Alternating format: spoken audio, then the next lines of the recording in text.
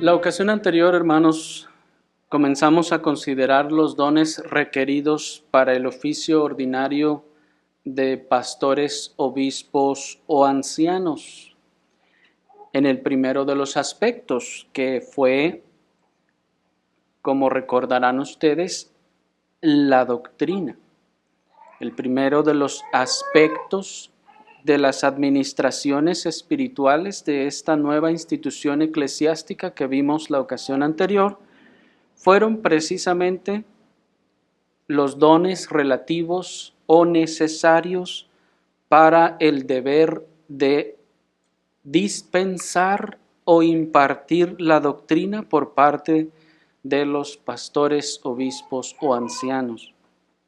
Ahora, con la ayuda del Señor, vamos a considerar los dones que son necesarios en estos oficiales ordinarios para los deberes tanto del culto y del gobierno en la iglesia. En esta ocasión vamos a centrarnos primeramente entonces en los dones relativos o necesarios para el culto público. Y para considerar este tema, hermanos, vamos a subdividirlo en tres partes de igual manera. Primero vamos a considerar el culto público. Enseguida vamos a considerar la oración.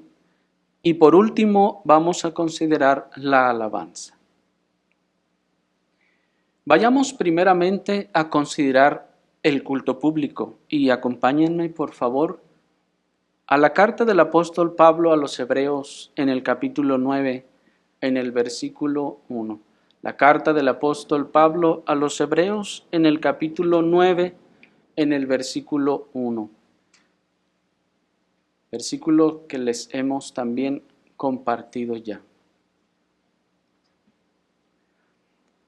Entonces, ciertamente, incluso ese primer pacto tenía ordenanzas de culto y también un santuario terrenal. Hasta ahí.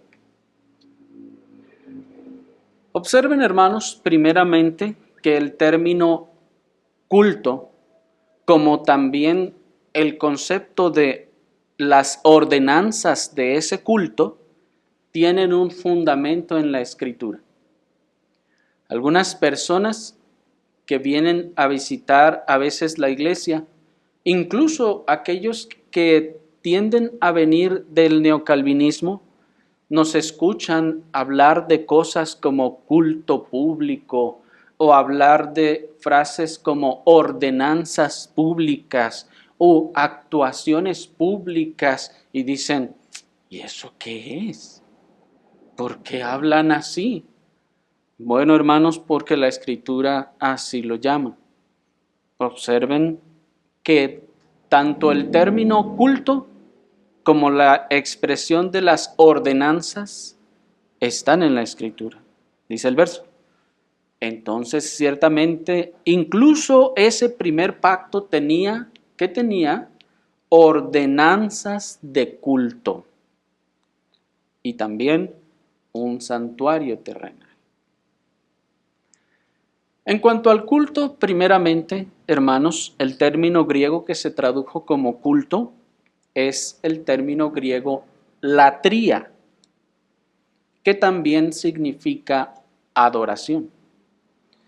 El término latría también significa adoración. E incluso, hermanos, sí, es de donde viene nuestro término idolatría. Es decir, una latría o culto o adoración a un ídolo, que en este caso es un falso, algo que no es Dios en este caso. Ahora bien, ¿qué es el culto público? Bueno, el culto público, niños, escuchen con atención. Es entonces la reunión en santa convocación de la asamblea del pueblo de Dios la iglesia, con el propósito de rendir culto o adoración a Dios. Voy a repetir eso, niños, para que cuando sus papás les pregunten al final del culto público, ustedes no se queden callados. ¿Qué es el culto público? El culto público es la reunión en santa convocación de la asamblea del pueblo de Dios, es decir, la iglesia, con el propósito de rendir culto o adoración a Dios. En otras palabras, es la reunión del pueblo de Dios o la iglesia con el propósito de rendir culto o adoración a Dios, porque la iglesia también se puede reunir con algunos otros propósitos como la oración. Sin embargo, aquí estamos hablando del propósito de rendir culto o adoración a Dios. Y es público o se llama público, no porque deba hacerse al aire libre o a la vista de todos, sino que se llama público en relación con el contraste del culto familiar o privado. Es público, no, repetimos, no porque deba hacerse en el parque y que todos nos vean. Ese es un concepto muy común en el evangelicalismo, hermanos, que se dice y se espera que nuestro culto sea visto por todas las personas. Y de ahí piensan la calidad de público. Y por esa razón muchas congregaciones dicen no deben cerrar las puertas porque si cierran las puertas la gente que va a pasar no va a ver nada. Se supone que para eso es, que todos nos vean. No, hermanos, no es así. Es público no porque sea al aire libre o porque todos deban vernos adorar a Dios. No, sino que es público primeramente en contraste con el culto familiar o privado. Cuando ustedes se reúnen en su devocional familiar todos los días para adorar al Señor en el estudio de la Escritura, ustedes están en un culto. Pues vamos a ver, lo que hacen son ordenanzas. Sin embargo, ese culto es privado, es familiar. De manera que se llama público entonces porque hay más de una familia reunida con el propósito de adorar a Dios mediante las ordenanzas. Esta cualidad de público entonces la adquiere por el hecho de que no es solo su familia la que está aquí, su familia en la carne, sino que también hay otras familias reunidas. Esto hace que ya no sea familiar, y si no es familiar, entonces ¿cómo le vamos a llamar? Es público. En ese sentido, ¿me explico? Ese es el sentido de público para el culto, que hay más de una familia. De hecho, esa es la cualidad necesaria para que sea un culto de adoración a Dios. Y de donde también cuando hay más de una familia reunida en un lugar, eso ya se volvió público. ¿Me explico? Eso ya se volvió público. Y es uno de los fundamentos, hermanos, por los que la Escritura también no respalda esas prácticas de las células y así. Ahora bien, recordemos entonces que en cuanto al culto público, hay 3 requisitos para que el culto público sea llevado a cabo legítimamente. Estos 3 requisitos, recuerden ustedes, son, ya se lo saben, niños, pero recuerden, las ordenanzas, la asamblea o iglesia y el oficial. ¿Se acuerdan? Grábense eso porque también les van a preguntar eso a sus papás al final del culto. Hay 3 requisitos del culto público: las ordenanzas, la asamblea, que es la iglesia, y el oficial. Esas tres cosas son las que forman el culto público. Las ordenanzas ya leímos en nuestro texto y las vamos a ver enseguida. Son las cosas que Dios nos mandó que teníamos que hacer cuando nos reuniéramos. La asamblea es la reunión de las familias o la iglesia. De hecho, el término iglesia proviene del griego eklesia, que significa literalmente asamblea o reunión de los creyentes en este caso. Y el oficial en este caso es el que dirige, el que preside, el que oficia esas asambleas. En cuanto a la asamblea, pues es claro, como decía, que se refiere a la iglesia, a los creyentes que son el cuerpo local de Cristo. Y en cuanto al oficial, el requisito del oficial, que es el pastor, obispo o anciano, en el culto público es indispensable, hermanos. Porque así como es indispensable que haya una asamblea reunida, también es indispensable que haya uno que administre las ordenanzas que nos son requeridas para el culto público. Y el administrarlas es parte de la labor del oficial o pastor, pues como vimos la ocasión anterior, es el que se encarga de dar sustento en la casa de Dios. Acompáñenme ahora a la primera carta del apóstol Pablo a los tesalonicenses en el capítulo 5, en el versículo 12 y 13. Primera a los tesalonicenses en el capítulo 5. Vamos a leer en este momento solo el versículo 12 y 13. Dice la palabra del Señor: pero os rogamos, hermanos, que reconozcáis a los que trabajan arduamente entre vosotros y están al frente de vosotros en el Señor y os amonestan, y que los estiméis muy abundantemente con amor por causa de su obra. Tened paz entre vosotros. Hasta allí.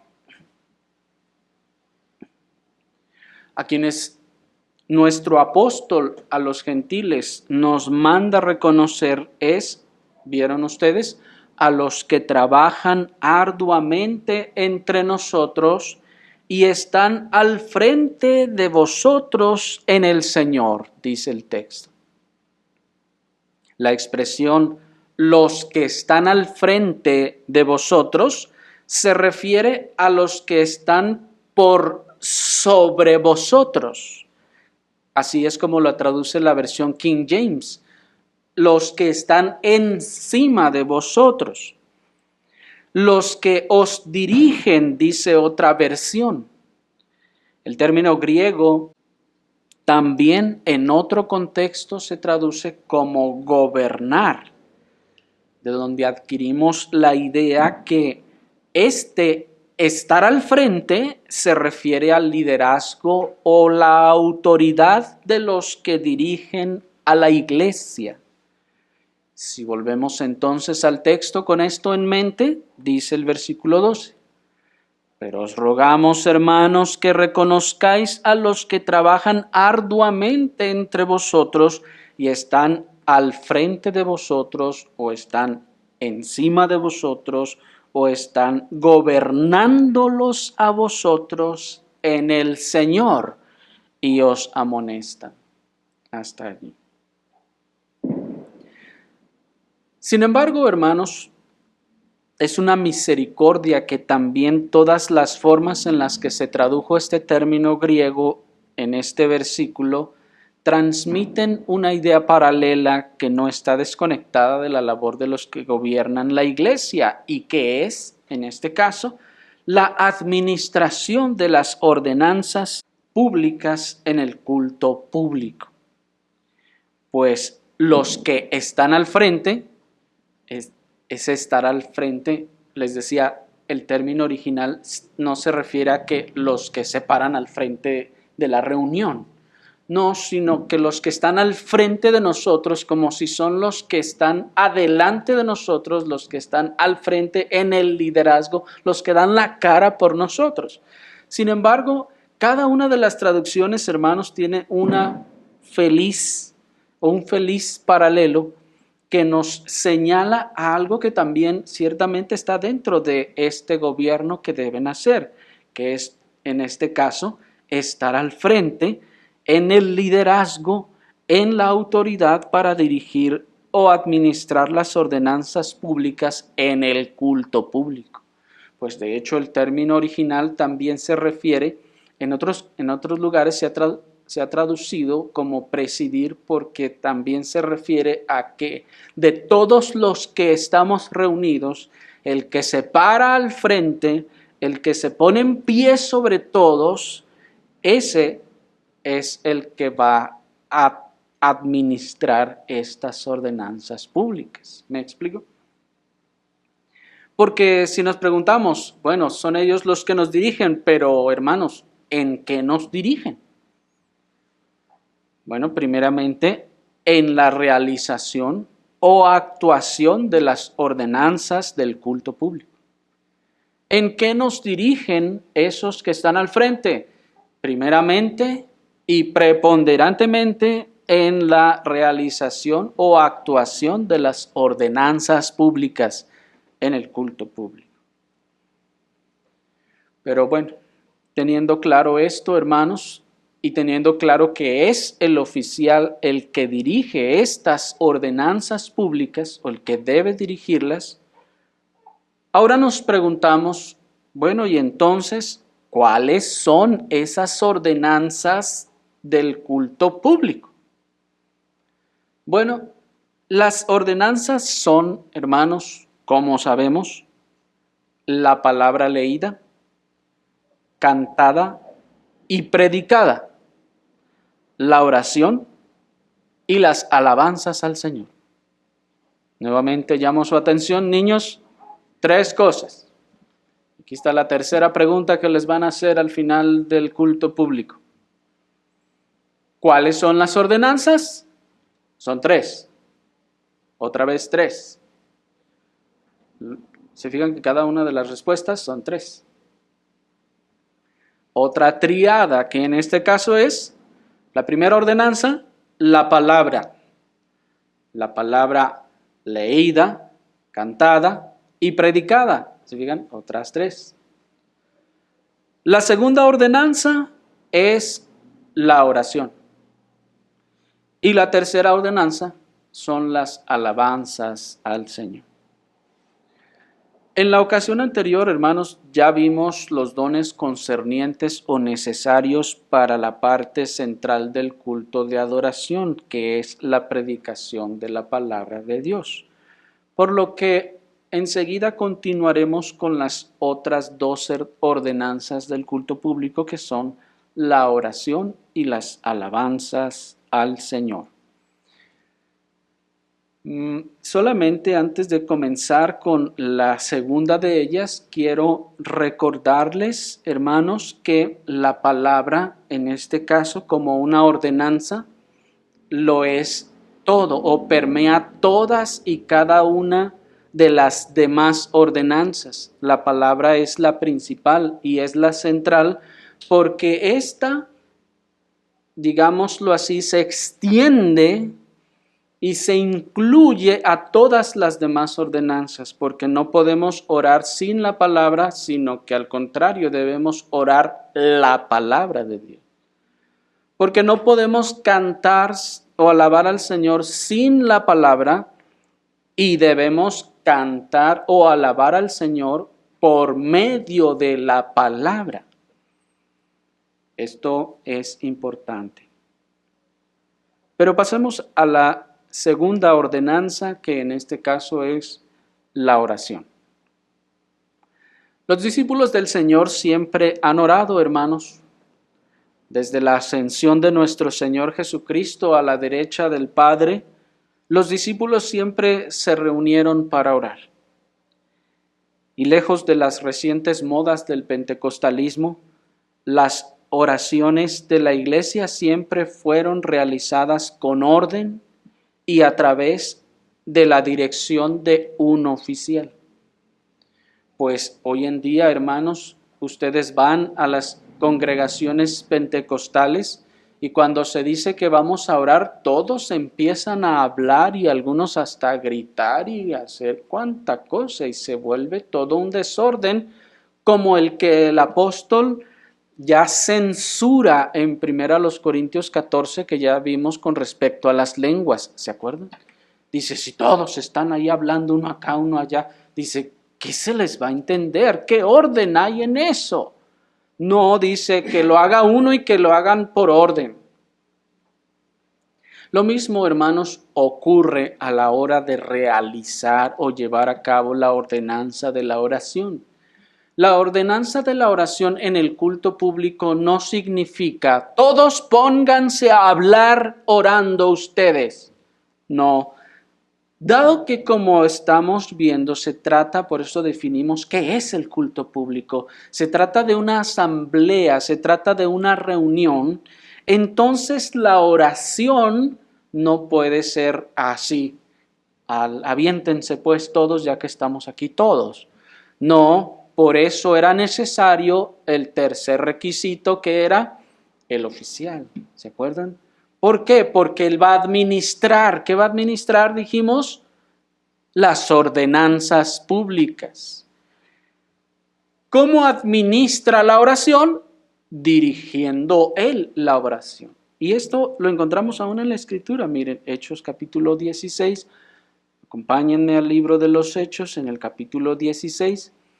Dice el versículo 13 y 14. Hechos 16, 13 y 14 dice la palabra del Señor. Y en el día de Sabbat salimos fuera de la ciudad junto al río, donde solía ser la oración. Y sentándonos, hablamos a las mujeres que se habían reunido. ¿Se fijan? Reunión. Y una mujer de nombre Lidia, comerciante de tela púrpura de la ciudad de Tiatira, que adoraba a Dios, nos escuchó, a quien el Señor abrió el corazón para que estuviera atenta a las cosas que Pablo hablaba. Hasta ahí. Observen, hermanos, aquí el ejercicio de la ordenanza de la oración. En este ejercicio de la ordenanza de la oración, observen que es uno el que hablaba. ¿Se fijaron? Y noten que aunque la narrativa que en este caso Lucas está llevando es una narrativa plural, al final cuando nos lleva al punto, nos está aclarando que aunque dice nos escuchó, en realidad quien estaba hablando era uno. Y está usando el plural de fuimos, porque no solo fue Pablo solo y luego me lo platicó, no, fuimos nosotros con él. Y estábamos allí. Y, válgame la expresión, éramos del mismo equipo. Y como éramos del mismo equipo, fue que le hablamos a las mujeres que se habían reunido. No significa en ese sentido que todos empezaron a hablar al mismo tiempo, o tú agarras a aquellos y yo a estos. No, sino que él se está contando como parte del grupo. Ya después entonces nos aclara que ¿quién era el que estaba hablando? Pablo. ¿Cómo fue que escucharon? Estaban escuchando al que estaba en este caso hablando, tomando la dirección, tomando la primacía, tomando en este caso la autoridad para administrar en este caso la palabra. ¿Se fijaron?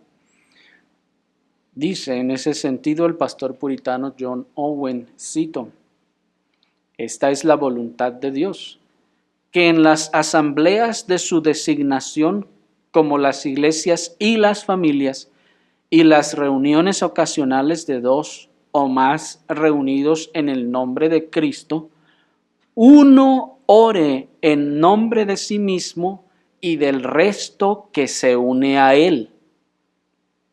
Así, los ministros están capacitados para orar en las iglesias-asambleas, como otros cristianos oran en las reuniones ocasionales de los discípulos de Cristo en su nombre, los padres en sus familias y cada creyente en privado por sí mismo. Termina la cita. De manera que tenemos también testimonio de la iglesia histórica, además de la escritura, hermanos, que en las reuniones del pueblo de Dios siempre debe de haber uno que ora. Incluso el pastor puritano nos dice también que en las reuniones del culto privado en su casa, uno debe orar, uno solo, no todos juntos a la vez, no, uno solo, dice, debe orar por sí mismo o a nombre de sí mismo y a la vez de los demás. En esta parte estamos nosotros emulando o replicando esa mediación, esa representación en la que un grupo está representado por uno, en este caso. Lo que hace Cristo, pues, también con nosotros. Ahora bien, con respecto a la oración en sí misma, por más que los descuidados e irreverentes piensen que es fácil, la realidad es que, como todas las ordenanzas del culto público y adoración divina, requiere sinceridad, requiere verdadera fe, requiere esfuerzo y requiere trabajo. Sí, hermanos, orar no es fácil. Yo sé que en los lugares de donde el Señor nos sacó, nos enseñaron lo contrario, que era lo más fácil del mundo. Aviéntese, diga lo que se le venga a la mente.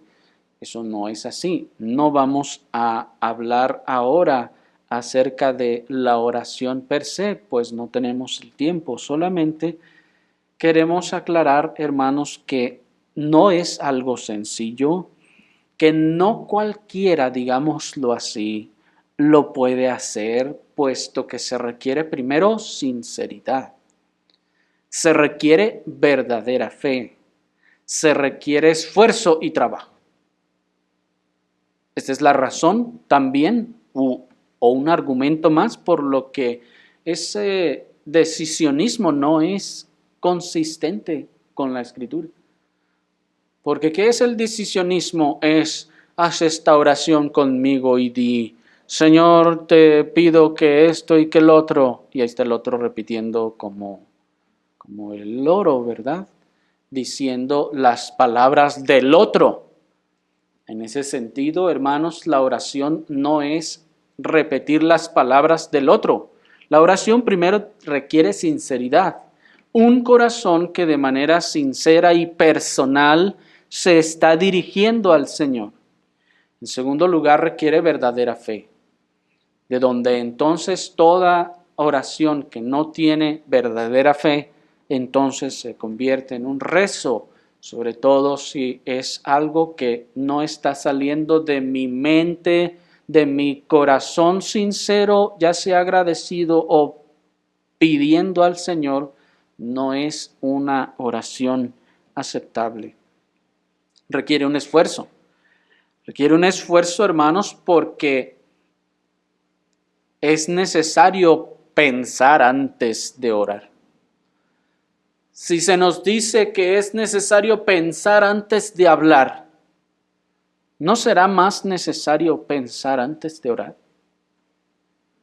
Puesto que orar no es otra cosa que hablar, en este caso, con el ser más digno del universo.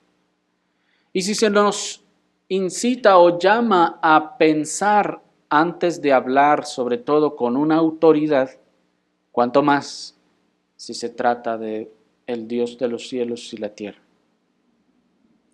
Requiere un esfuerzo, hermanos, porque entonces, con todo ello, hay que pensar, hay que forzar la mente, hay que esforzar los sentidos incluso, y todo eso causa y requiere trabajo. Es decir, cansancio. Sí. Y esa es la razón, hermanos, por la que incluso ustedes podrán experimentarlo y de manera aún literal. Cuando ustedes se esfuerzan en hacer una oración consciente, hasta van a empezar a sentir que empiezan a sudar. La mente también se esfuerza. Y sí, hermanos, así como cuando se hace la broma, ¿verdad?, de que está pensando mucho y le empieza a salir humo de la cabeza. Eso es porque es una realidad. Cuando esforzamos la mente, a veces se empieza uno a sentir como caliente y empieza medio a sudar. Pero bien, no solo es necesario expresar una oración consciente, planeada, estructurada y argumentada, sino que también, como veíamos, debe ser sincera, llena de fe y en el Espíritu Santo. Lo primero lo podría hacer casi cualquier docto, eso de hacer algo consciente y planeado y estructurado y argumentado. Pero lo segundo es imposible sin una medida de gracia. Aún un incrédulo pudiera, alguien muy docto, esforzarse y hasta escribir previamente una oración, estructurarla, planearla, argumentarla y luego ponerse a orarla. Pero eso no es todo lo que requiere la oración. La oración también debe ser sincera, debe ser llena de fe y debe ser en el Espíritu Santo. Y eso, hermanos, es imposible sin una medida de gracia. Eso es imposible si no hay gracia. Es entonces que en ese sentido la oración es un don de Dios. O el orar bien es un don de Dios. Un regalo de gracia mediante el cual el Señor nos capacita para dirigirnos a Él en forma aceptable delante de su majestad. ¿Me siguieron? Observen pues, hermanos, esto que es importante. Es un regalo, es un don, porque es la forma mediante la que el Señor nos capacita para dirigirnos a Él en forma aceptable, porque Él sabe que si nosotros le intentamos o nos arrojamos a dirigirnos a Él en nuestra propia capacidad, sin la intervención del Espíritu Santo, es decir, sin las operaciones o capacitación del Espíritu Santo, sin que el Espíritu nos dé la capacidad de hacerlo, no podemos acercarnos a Él y todo lo que digamos será imposible que pueda ser bien recibido delante del Señor. ¿Me explico? Dice en ese sentido el pastor puritano John Owen, cito: hay una habilidad espiritual dada a los hombres por el Espíritu Santo, por la cual están capacitados para expresar la materia de la oración, tal como se enseña y revela en la forma descrita anteriormente, en palabras adecuadas y apropiadas para conducir sus propias mentes y las mentes de los demás a una santa comunión en el deber para el honor de Dios y su propia edificación. Es por eso, hermanos, que aquel que ha sido llamado al oficio ha de ser también capacitado para orar.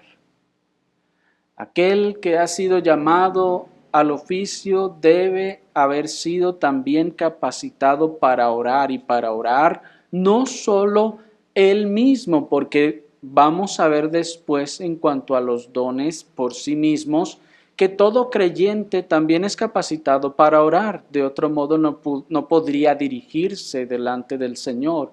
Sin embargo, esta es una gracia en una medida superior, porque no solo tiene que orar por sí mismo, sino tiene que orar en representación de otros. Y tiene también que llevar a otros al lugar a donde su propio corazón se está dirigiendo. ¿Me explico? Y eso, hermanos, eso es una operación completamente fuera de todos los poderes y capacidades humanas. Alguien puede estar orando él solo hacia el Señor de la manera más sincera que pudiera, pero que esa oración se replique en las mentes y en los corazones de los demás de manera eficaz. Eso solo lo puede hacer el Espíritu Santo. ¿Me explico? Aquel que ha sido llamado al oficio de pastor ha de ser capacitado para orar. Ha de ser capacitado para llevar al pueblo del Señor en oración delante de Dios. Debe ser capacitado para ser un Moisés que se presenta delante de los truenos y la nube y los rayos por su pueblo. Y por eso dice el apóstol que están al frente de vosotros. Porque miren, también hay una figura allí. Se pone al frente del pueblo delante de Dios. ¿Me explico?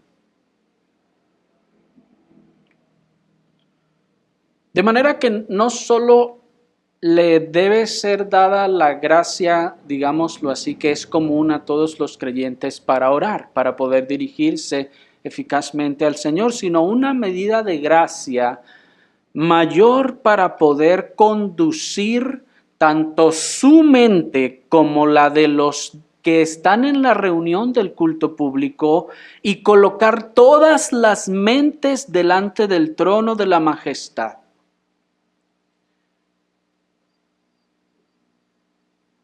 Y allí ha habido una obra de gracia.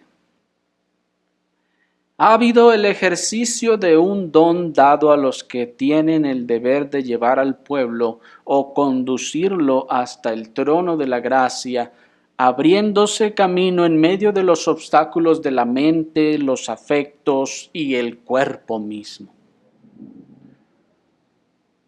Porque, hermanos, nuestras oraciones personales están llenas de obstáculos, ¿no es así? Tenemos obstáculos en la mente, tenemos obstáculos en los afectos, tenemos obstáculos hasta en el cuerpo. E imaginen si todos tratáramos de seguir su oración personal cuando usted se pone a orar. ¿Dónde acabaríamos, hermanos?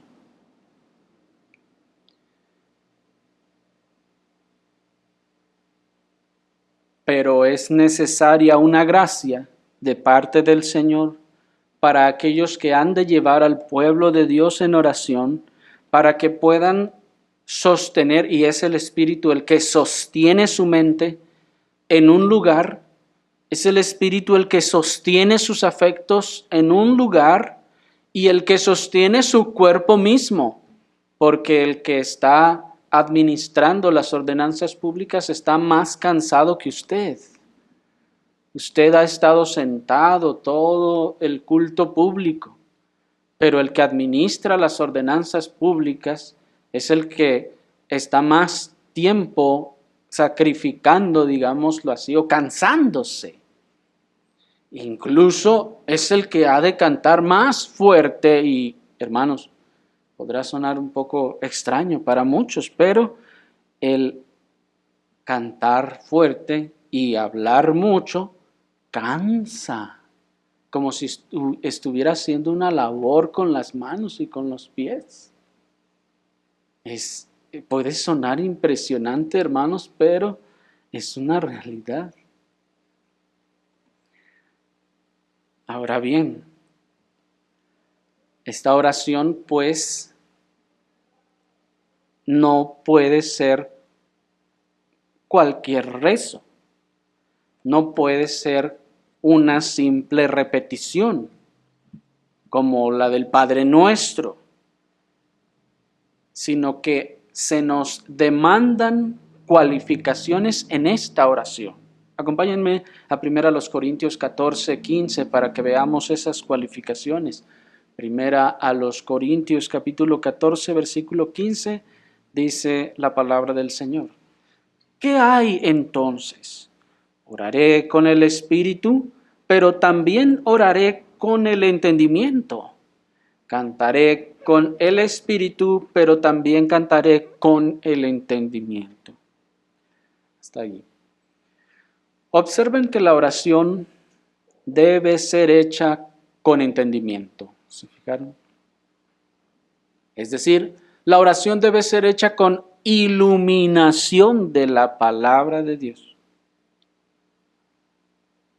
Y esta es la razón por la que se dice que la oración es la palabra orada, opuesta en forma de súplica. Y aquí entonces es donde también es requerido los dones que ya vimos en la palabra, ¿se acuerdan? Los dones de sabiduría, de discernimiento, de conocimiento. Esta iluminación debe ser una iluminación, válgame la expresión, hermanos, superior, porque va a dirigir a todo el pueblo que está iluminado. ¿Me explico? Si todo el pueblo ya está iluminado por la gracia del Señor en distintas medidas, el que tiene que dirigir tiene que tener una iluminación mayor. ¿Me explico? Para que pueda iluminarnos a todos.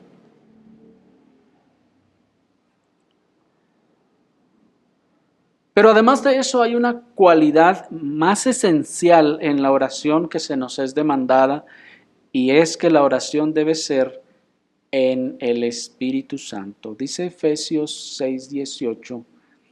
Efesios 6:18 dice la palabra del Señor. Orando en todo tiempo con toda oración y ruego en el Espíritu. ¿Se fijan? Y velando con ello con toda perseverancia y ruego por todos los santos. Esa oración entonces, hermanos, debe ser en el Espíritu. No solo se nos demanda orar con entendimiento, con iluminación, no diciendo barbaridades en la oración, no, sino diciendo verdades, valga la expresión, teológicas a la hora de estar dirigiéndonos al Señor. Verdades que estimulen nuestra mente y enseguida nuestros afectos para colocarnos en el trono de la gracia, sino también debe ser en el Espíritu, es decir, con el Espíritu Santo como medio y actuador de nuestra oración. Y ojo con eso, es el Espíritu Santo como medio y actuador de nuestra oración. Porque no solo es que sea a través de las operaciones, o mejor dicho, a través de la mediación que el Espíritu Santo hace cuando la Escritura nos dice que el Espíritu intercede por nosotros, clamando Abba Padre. No, sino también que es el Espíritu Santo el que debe mover esa oración, incitar, inclinar esa oración en el que está orando. ¿Me explico? Esto para que sea aceptable delante de Dios Y esta es una cualidad que definitivamente está fuera de todo poder y capacidad humana, hermanos. No solo desde el hecho de que el Espíritu Santo solo intercederá con el clamor de Abba Padre por aquellos que han sido genuinamente salvos, sino que también nos es necesario el ejercicio de los sentidos espirituales para la realización de tal oración. Dice en ese sentido el pastor puritano John Owen, y cito: todos los ejemplos que tenemos en la escritura de las oraciones de los hombres santos de la antigüedad, ya sea bajo el Antiguo o el Nuevo Testamento, fueron todos efectos de la propia habilidad para expresar las concepciones llenas de gracia en sus mentes, obradas en ellos por el Espíritu Santo en la forma y manera antes descritas.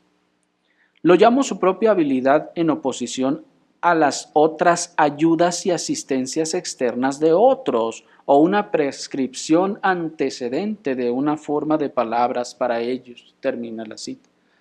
Lo que el pastor puritano nos está diciendo, hermanos, es que el Espíritu Santo va a mover esa oración. No es como en algunas denominaciones o en el catolicismo mismo, por ejemplo, cuando ustedes iban a misa, ¿se acuerdan? Hay lo que se llama un misal. Cuando el sacerdote está allí haciendo su oficio, él abre su misal y lee la oración. Te pedimos, Dios Padre, que esto y lo otro, bla, bla y bla, bla. Él está leyendo una oración. Y en ese sentido no está siendo guiado por el Espíritu Santo. ¿Por quién está siendo guiado? Por el hombre. Por otro hombre que escribió en este caso esa oración. Y que por más que habría sido una oración correcta o adecuada, hermanos, no es el Espíritu Santo de manera fresca, espontánea, el que está moviendo esa oración. ¿Me explico? Pero también hay denominaciones protestantes que tienen sus libros de liturgia. Tienen sus libros de liturgia en donde se está escrito todo lo que deben orar y decir. De hecho, en algunas denominaciones hay hasta manuales, el manual del ministro. Y así usted va y lo compra y ahí viene ocasiones de reunión de oración. Aquí están unas oraciones que puede decir. Cena del Señor, estas oraciones. Funeral, estas oraciones, puede decir. Y así, y entonces ya lo lee y repite las oraciones. Eso, hermanos, es como el Padre Nuestro. Cuando el católico lo repite solamente por repetirlo, como el rosario. El Espíritu no está actuando allí. Y es a lo que el pastor puritano aquí llama su propia habilidad, la propia habilidad del que va a dirigir, en el sentido de que no es lo que alguien más escribió y él está copiándolo, ¿me explico? No, sino que de su propia habilidad, evidentemente movida por el Espíritu Santo. Este tipo de oración, al ser espiritual, tiene entonces también impresiones espirituales en aquellos que son operados por el mismo Espíritu de Dios en la oración. Y esa es la razón por la que cuando el Señor concede esa gracia, ese don a quien ha llamado, ustedes pueden, fíjense, conectar espiritualmente. Ustedes pueden sentir como una especie de ir y venir, de una conexión en la oración del que está dirigiendo. No solo un asentimiento mental de decir, sí, eso que dijo es correcto. Amén, estoy de acuerdo. No, sino que yo puedo también comenzar a mirar esa belleza que el que está hablando está mirando y está describiendo. ¿Me explico? Para eso se requiere don. Para eso se requiere gracia.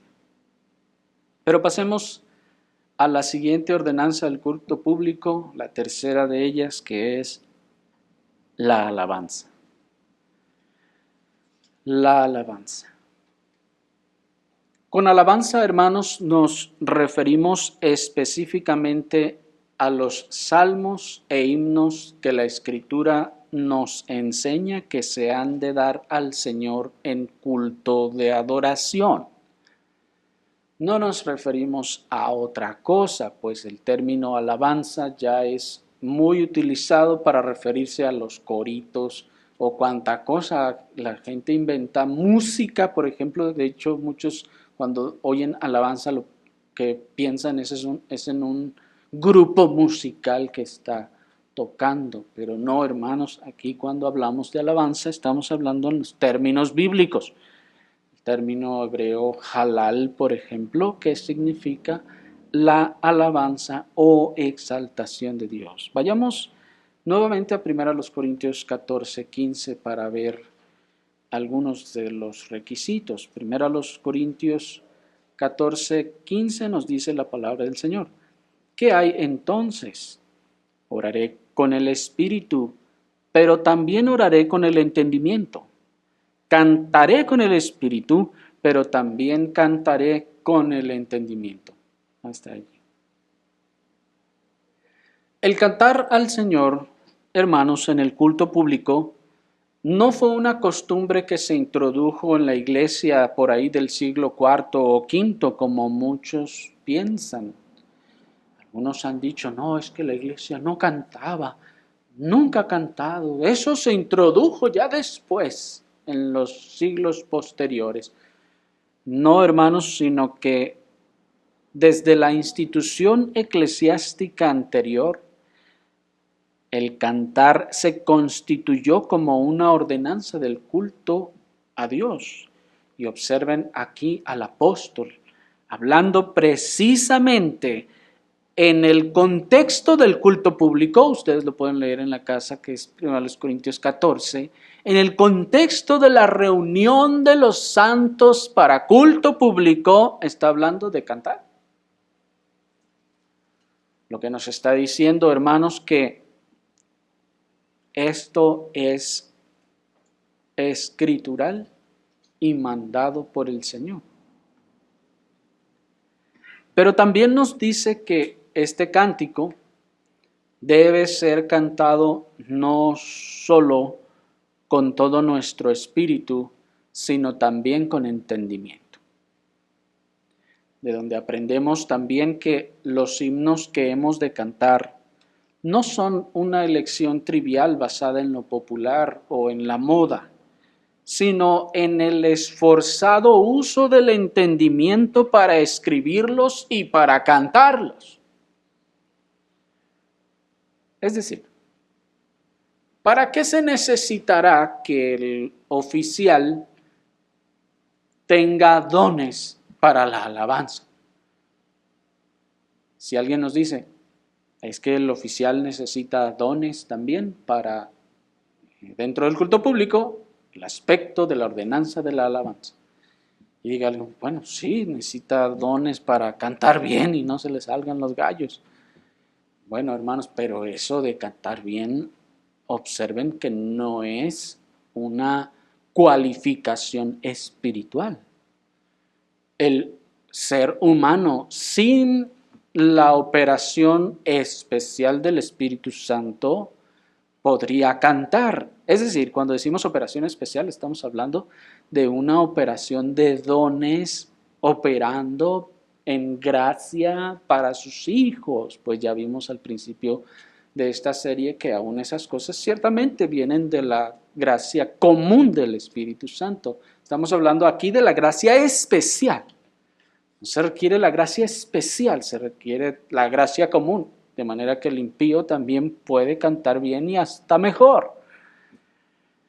Así que esto que se requiere, hermanos, no es meramente en cuanto a la voz, sino en el esforzado uso del entendimiento, tanto para seleccionar los himnos, para cantarlos y mucho antes de eso, también para escribirlos.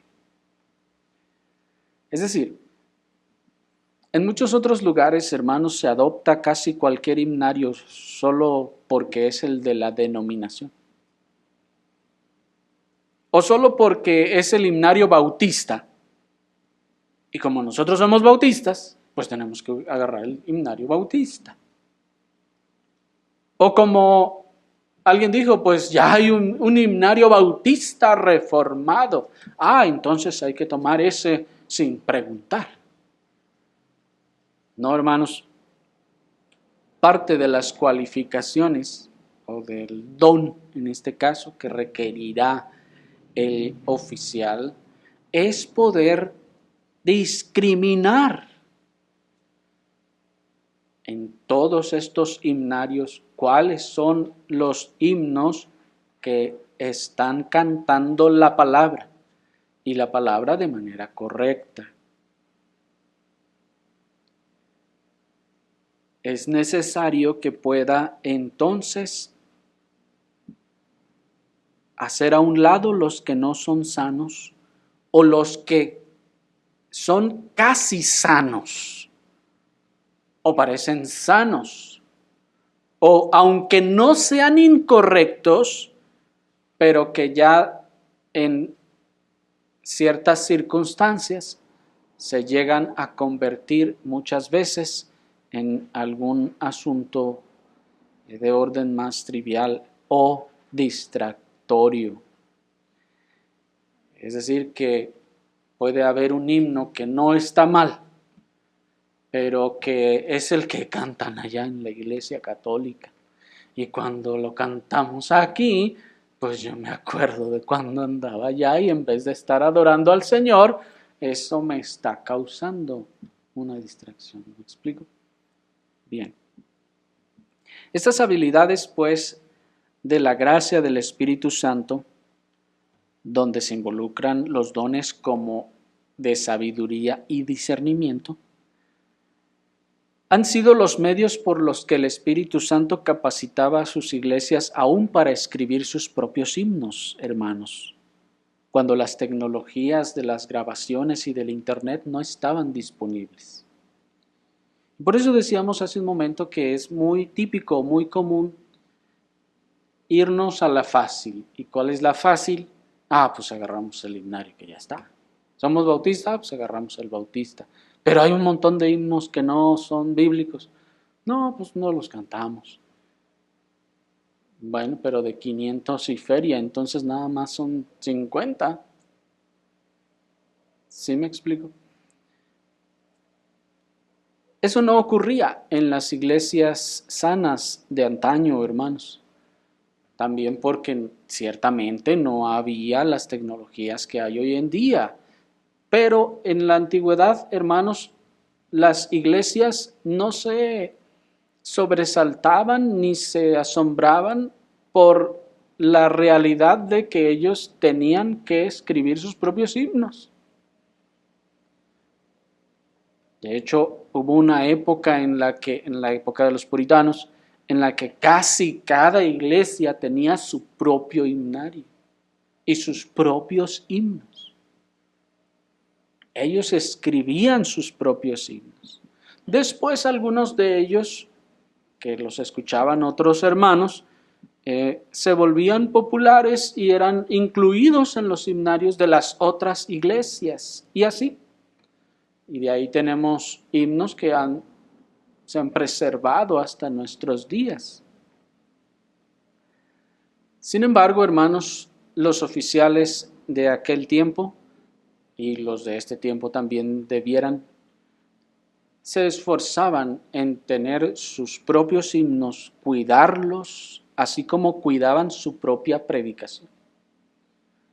Así como cuidaban la palabra que iba a ser predicada, también cuidaban la palabra que iba a ser cantada.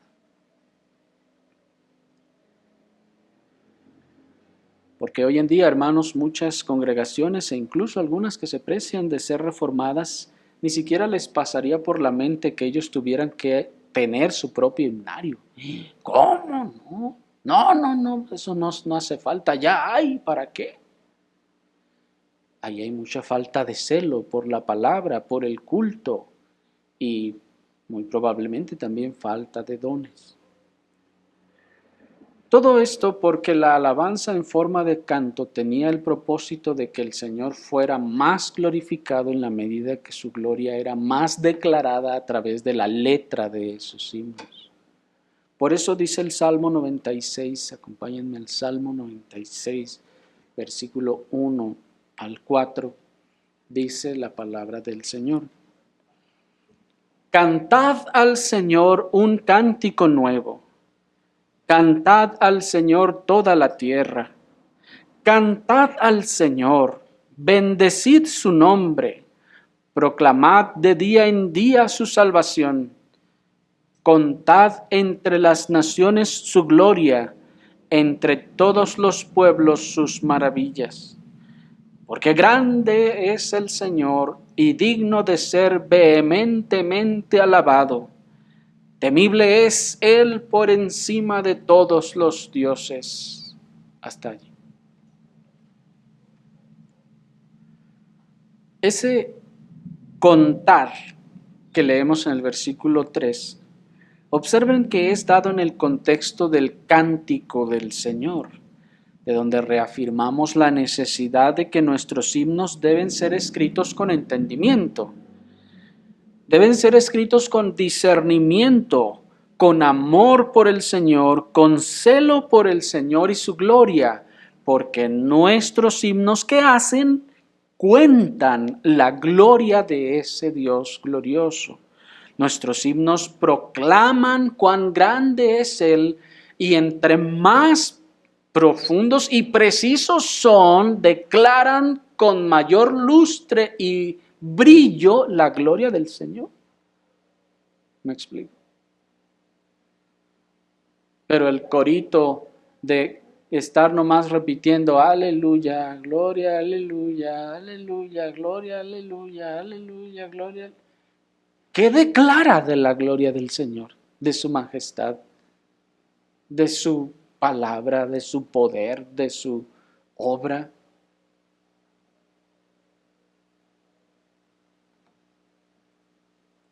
Y el Señor demanda, hermanos, un tipo de alabanza, vimos, consciente y con entendimiento.